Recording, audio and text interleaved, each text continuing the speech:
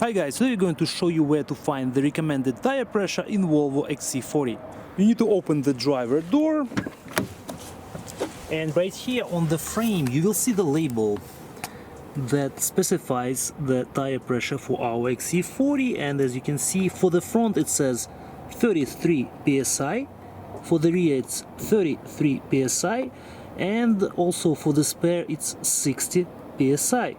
On the tire itself you will also see the maximum tire pressure, which is 51 psi.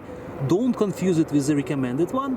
This is the maximum psi allowed for this tire. Thank you guys for watching. I hope this tip was helpful. We'll see you in the next video.